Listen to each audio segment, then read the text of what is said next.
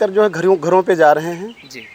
उनको सलाह भी दे रहे हैं, हमेशा दिए हैं। लोग हमारे यहाँ क्षेत्र के आते भी हैं कि जो है बच्चों के साथ क्या किया जाए, क्या कोर्स कराया जाए, तो उनकी पूरी मदद करते हैं हम। जी।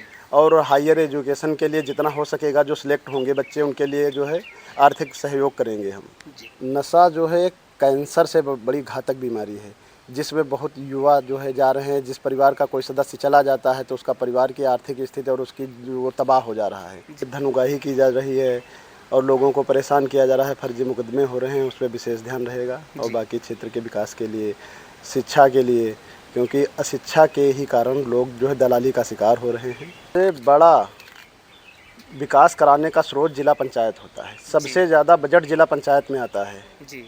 मेडिकल कॉलेज में काफ़ी मिलने वाले हैं तो लोगों की हम मदद करते रहते हैं, डायरेक्ट उनसे बात करके उनका इलाज करवाते हैं। स्वास्थ्य सुविधाएं तो बहुत बेकार हैं, यहाँ कोई भी डॉक्टर नहीं है, जी।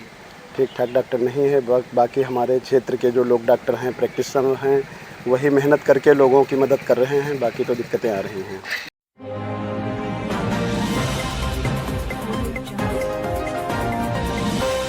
नमस्कार, मेरा नाम गौरव है और आप देख रहे हैं लखीमपुर खीरी दस्तक। मैं इस वक्त जनपद लखीमपुर खीरी के विकासखंड फूलबेहड़ आया हुआ हूं। यहां से फूलबेहड़ द्वितीय से जिला पंचायत सदस्य पद के प्रत्याशी हैं मोहम्मद असलम जी। ये हमारे साथ में हैं। हम इनसे जानेंगे कि इन्होंने जिला पंचायत सदस्य पद का चुनाव लड़ने का फैसला क्यों किया और इनकी योजनाएँ क्या हैं जब ये चुन करके आते हैं। तो सबसे पहले मैं इनका स्वागत करता हूँ अपने इस चैनल में। स्वागत है भैया जी आपका। अपना परिचय पूरा दे दीजिए। मेरा नाम मोहम्मद असलम है, मैं तेंदुआ में रहता हूँ और जिला पंचायत द्वितीय से चुनाव लड़ रहा हूँ। पिछली बार भी हमने चुनाव लड़ा था। जी। इससे पहले आपका राजनीतिक अनुभव और कितना रहा है? राजनीतिक अनुभव जीरो रहा है। हमारे परिवार से कोई भी कभी भी कोई चुनाव नहीं लड़ा है। जी। तो पिछली बार जब आप चुनाव लड़े थे तो क्या पार्टी से लड़े थे या ऐसे ही? नहीं, निर्दलीय लड़े थे। जी। तो आप कौन से स्थान पर रहे थे? हमारा तीसरा स्थान रहा था। जी। इस बार की क्या तैयारी है? हाँ, इस बार बढ़िया तैयारी है, ठीक ठाक सब चल रहा है। लोग जान रहे हैं। पिछली बार हम क्षेत्र के लिए नए थे। जी। हाँ, 20 साल से बाहर रह रहे थे, पढ़ाई करके नौकरी कर रहे थे। जी। अब लगातार क्षेत्र में हैं और पब्लिक समझ रही है, समझ चुकी है।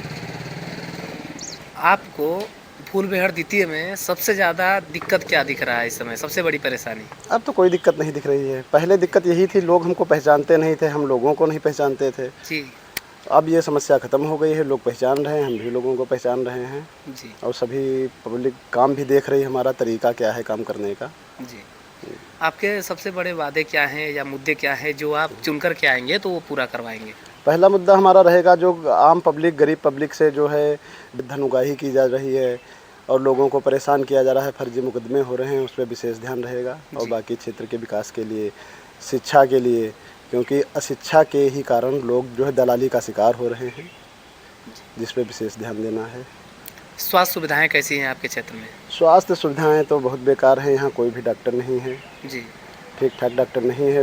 बाकी हमारे क्षेत्र के जो लोग डॉक्टर हैं, प्रैक्टिशनर हैं, वही मेहनत करके लोगों की मदद कर रहे हैं। बाकी तो दिक्कतें आ रही हैं।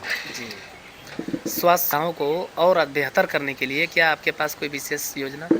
विशेष योजना क्या, हमारे परिवार में 2 लोग डॉक्टर हैं। जी। और बाकी जो है मेडिकल कॉलेज में काफ़ी मिलने वाले हैं तो लोगों की हम मदद करते रहते हैं, डायरेक्ट उनसे बात करके उनका इलाज करवाते हैं। जी। और बाकी टारगेट रहेगा कि 5 साल के अंदर एक ज़िले को कार्डियोलॉजिस्ट ज़रूर देंगे हम। जी। आपके क्षेत्र में प्राथमिक विद्यालयों की संख्या कितनी है? लगभग में वही 20-22 प्राथमिक विद्यालयों की संख्या है। जी। तो विद्यालयों की जो क्या स्थिति इस समय सही है? स्थिति ठीक है, विद्यालय में योग्य टीचर हैं। दिक्कत ये आ रही है कि गार्जियंस लोग अपने बच्चों पे ध्यान नहीं दे रहे हैं। जी। अगर guardians per day homework check करने लगें तो टीचर जो है पढ़ाने का तरीका बदल दें, ज़्यादा मेहनत करें। जी। और बच्चे एक दिन आते हैं, दूसरे दिन नहीं आते हैं, बहुत समस्याएं होती हैं। और घर वाले उनका होमवर्क भी नहीं देखते हैं कभी। लोग बहाना करते हैं कि हम अशिक्षित हैं, हम कैसे बच्चों को पढ़ाएं, हम खुद नहीं पढ़ पा रहे हैं। मैक्सिमम लोगों की शिकायतें रहती हैं। लेकिन पढ़ाने के बहुत से तरीके होते हैं। अगर आप अशिक्षित हैं फिर भी अपने बच्चे से तो ज़्यादा जानते हैं, उसको आप पढ़ा सकते हैं। तरीका होता है कि आप अगर अनपढ़ हैं तब भी आप जो है अपने बच्चे को पढ़ा सकते हैं। कम से कम गिनती तो सभी को आती है। वो हर रोज़ अगर शाम को आधा घंटा अपने बच्चों के साथ में बैठ जाएं और बुक्स और नोटबुक की पेज ही चेक कर लें कि कल जो है अगर 9 पेज आपने जो है लिखा था तो आज 10वां क्यों नहीं लिखा है। तो बच्चे दबाव में रहेंगे और थोड़ा सोचेंगे तो मेहनत करेंगे कि शाम को हमारी कापी चेक होना है, तो उसलिए जो है मेहनत करेंगे वो लोग और पढ़ते रहेंगे, रेगुलरिटी बनाए रखेंगे। यदि आप चुन करके आते हैं तो जो बच्चों के माता पिता हैं उनको जागरूक करने के लिए आप क्या करेंगे विशेष? अधिकतर जो है घरों घरों पे जा रहे हैं, जी उनको सलाह भी दे रहे हैं, हमेशा दिए हैं। लोग हमारे यहाँ क्षेत्र के आते भी हैं कि जो है बच्चों के साथ क्या किया जाए, क्या कोर्स कराया जाए, तो उनकी पूरी मदद करते हैं हम। जी और हायर एजुकेशन के लिए जितना हो सकेगा, जो सिलेक्ट होंगे बच्चे उनके लिए जो है आर्थिक सहयोग करेंगे हम। जी। जो जिला पंचायत सदस्य का पद है ये समाज में क्या मायने रखता है और लोग इसको कैसे देखें?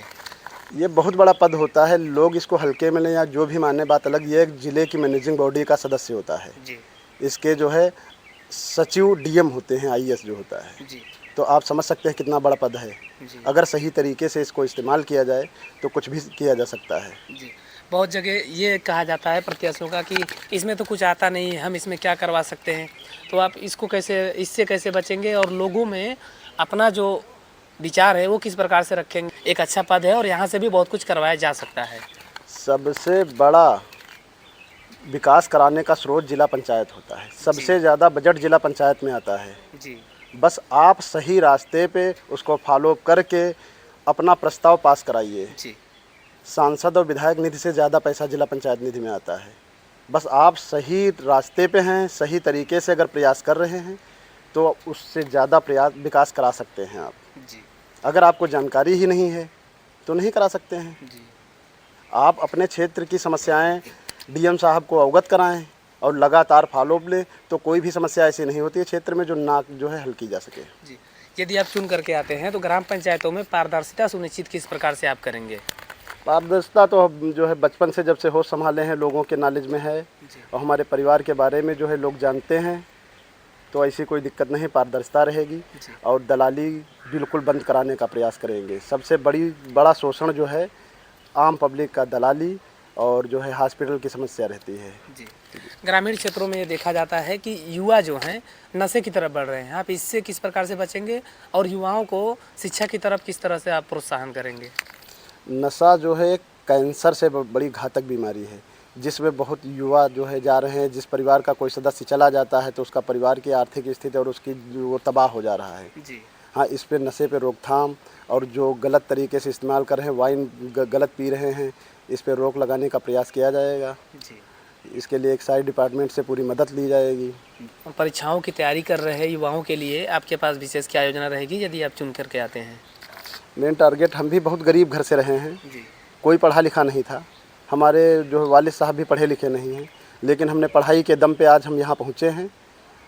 जो है एक भाई हमारा एसआई है, एक डॉक्टर एमडी पल्मोनरी मेडिसिन से कर रहा है, इस साल कंप्लीट हो जाएगा। हमारी मिसेज भी टीचर हैं, जी हम भी एमए बीएड हैं, तो हम भी ज़मीन से आए हैं। जी तो उसी ही तरीके से हम क्षेत्र को कोशिश करेंगे कि सब अपने बच्चों पे ध्यान दें और सुधार करें। जी। अभी एसआईआर प्रक्रिया चल रहा है और लगभग 3 महीने से चल रहा है, तो ये कहाँ तक आपके क्षेत्र में सफल रहा है? हमारे क्षेत्र में बहुत सही रहा है। और जो जिन लोगों के मन में है कि वोट काटी जा रही है, ऐसा कुछ नहीं है। आप अपने दस्तावेज अगर एसआईआर टाइम सही फिल किए हैं तो आपके पास कोई नोटिस नहीं आया है। अगर आपने गलती की है तो नोटिस आई है और नोटिस का समाधान कराइए, किसी की वोट कटेगी नहीं, कोई दिक्कत नहीं होगी। जब हम गलती लापरवाही करेंगे तभी वोट कट सकती है। के क्षेत्र में बुजुर्गों के लिए आप क्या सोच करके आए हैं और उनके लिए क्या करने वाले हैं जब आप चुन करके आते हैं? बुजुर्गों को सबसे बड़ी दिक्कत स्वास्थ्य की होती है, इसके अलावा बुजुर्गों के सामने कोई समस्या नहीं होती है। और जो है 70 ईयर ओल्ड मैन जो हैं उनके लिए जो है आयुष्मान की सुविधा सरकार ने दे रखी है। वो लोग भी लापरवाही कर रहे हैं, नहीं बनवा रहे हैं। और आयुष्मान बनवाएं।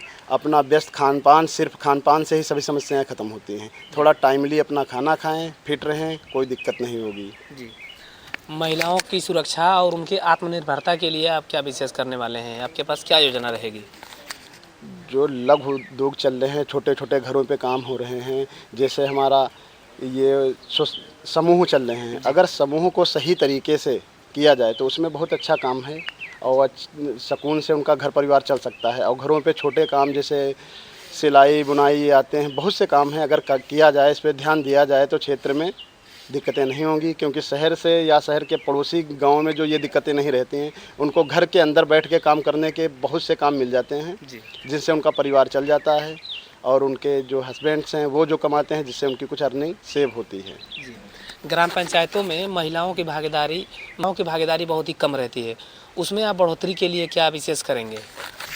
इस पर विशेष ध्यान देना पड़ेगा। सभी प्रधान से रिक्वेस्ट की जाएगी कि आप जो है भागीदारी जो है महिलाओं की मेंटेन करें और ज़रूरतमंद काम करने वाली जो औरतें हैं उनको काम दिया जाए। अपने क्षेत्र में अब तक का जो ये रहा है सफ़र चुनाव का, इसमें आप किसको बेहतर मानते हैं? जिला पंचायत में तो ये पब्लिक ही क्लियर करेगी कौन योग्य है। अपने आप तो हर आदमी अपने को ही बताएगा और बाकी योग्यता के हिसाब से जनता ही देख रही है, परिवार के हिसाब से देख रही है, अच्छाइयों के हिसाब से जनता का डिसीजन है। जनता ही जो है जनार्दन है, वही जो डिसीजन लेगी वही सर्वमान्य होगा। हमारे चैनल के माध्यम से अपने क्षेत्र की जनता को आप क्या कहना चाहेंगे?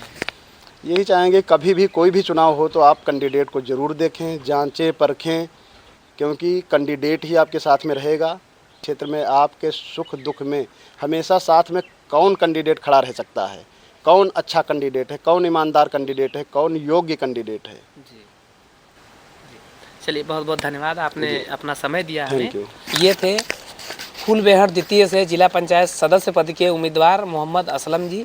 आने वाले चुनाव में आपको करना है कि आप किसे अपना प्रतिनिधि चुनते हैं, क्योंकि चुनाव एक बार होता है और काम 5 साल आपको करवाना है। तो आप ऐसे ही व्यक्ति को चुनें जो आपके लिए और समाज के लिए सही हो, जो काम बहुत ही बेहतर तरीके से कर सके। बने रहिए लखीमपुर खीरी दस्तक के साथ। धन्यवाद।